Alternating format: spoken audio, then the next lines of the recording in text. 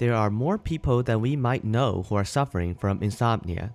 If you have the right opportunity and the environment to sleep, but it still takes you more than 30 minutes to fall asleep, or your sleep quality is poor, you wake up more than twice a day, or you wake up too early, your total sleep time is less than 6 hours, and you always feel tired and sluggish during the day, this means you might have insomnia. Long-term insomnia and staying up late are closely linked to skin aging, depression, and anxiety, high blood pressure, obesity, and even immune system problems.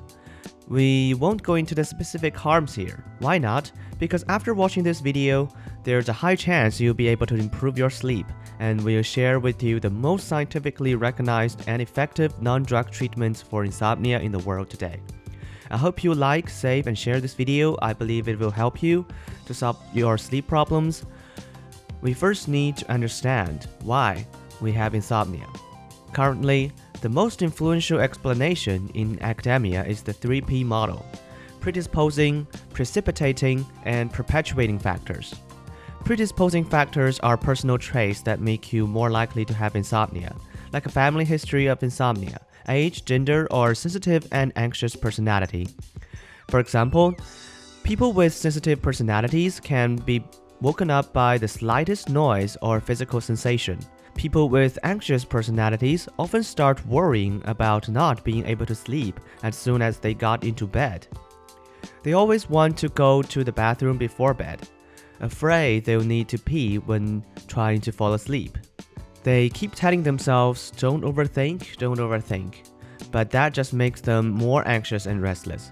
Precipitating factors are stressful events that trigger insomnia, like a breakup, losing a job, work, or academic pressure, unexpected events, or illness. Perpetuating factors are the bad sleep habits and wrong beliefs you develop after insomnia starts, which keep the insomnia going.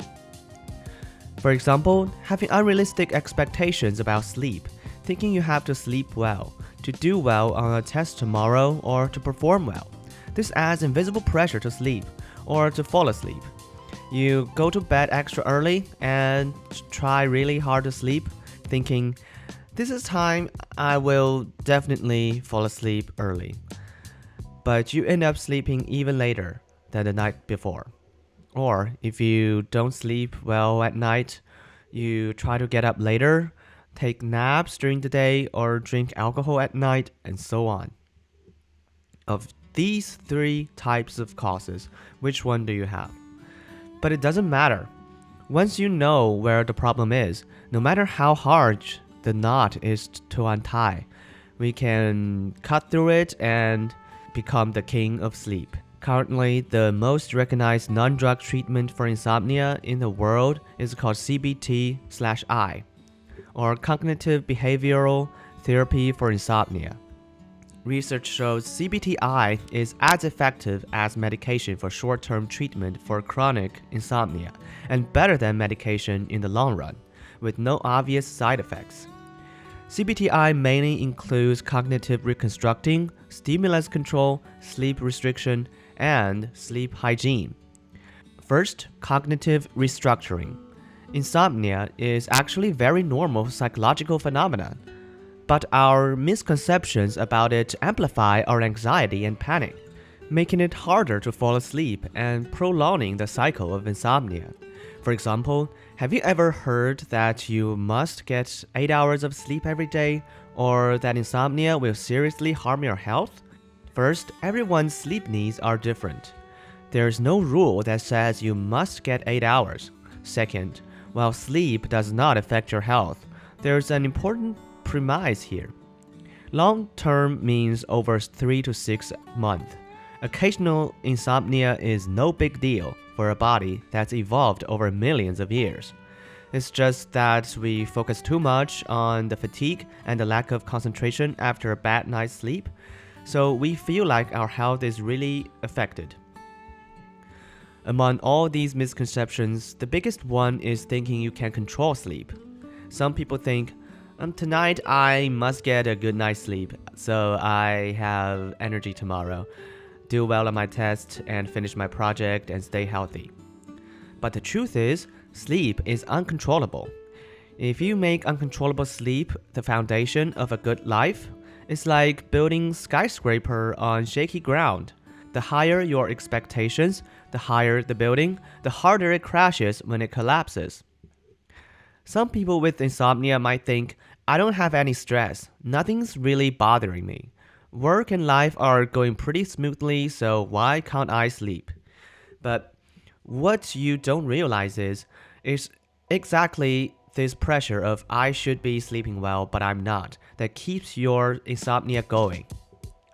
We're always trying to solve our sleep problems, lying in bed, analyzing why we can't sleep, telling ourselves not to be anxious, not to overthink, trying all sorts of home remedies, even reading advanced math textbooks in bed.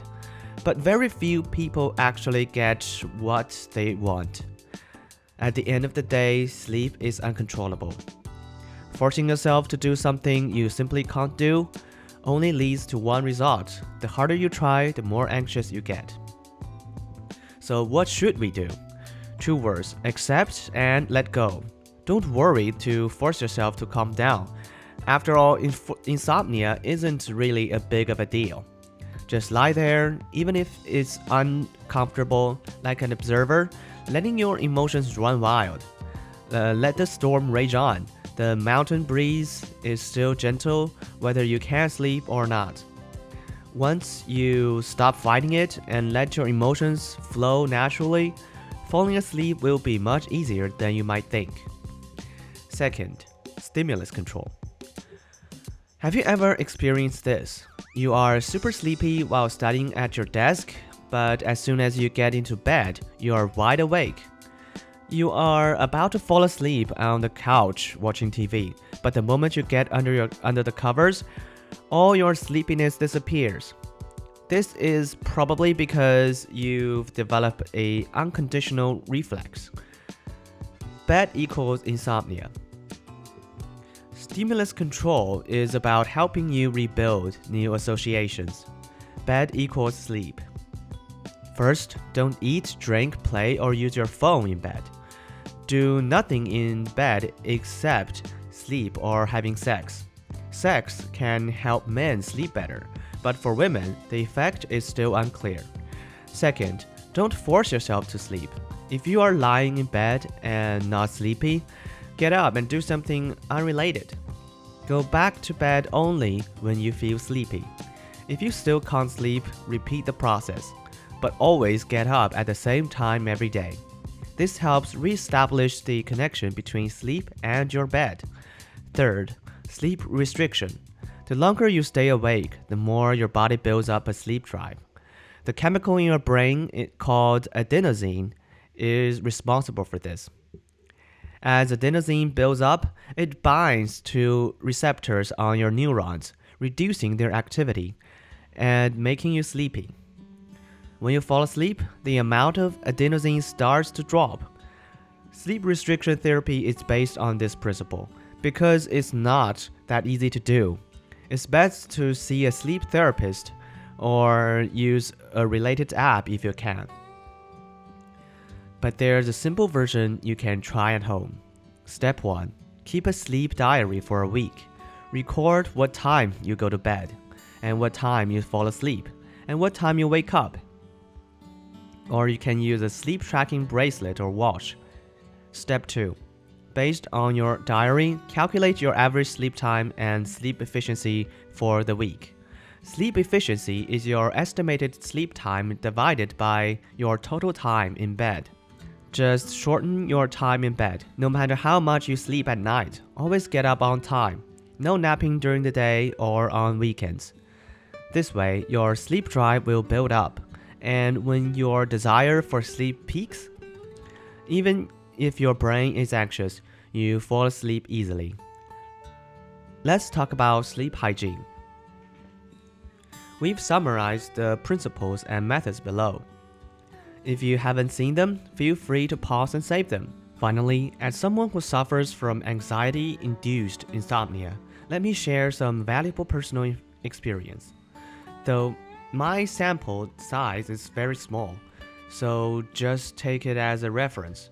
First, don't do any mentally demanding work in the hour before bed to avoid bringing anxiety and stress to your sleep. I wish all of you to have good night's sleep and a sweet dream. And if you find this interesting and helpful, please follow me. And this is all for this episode. We see you next time.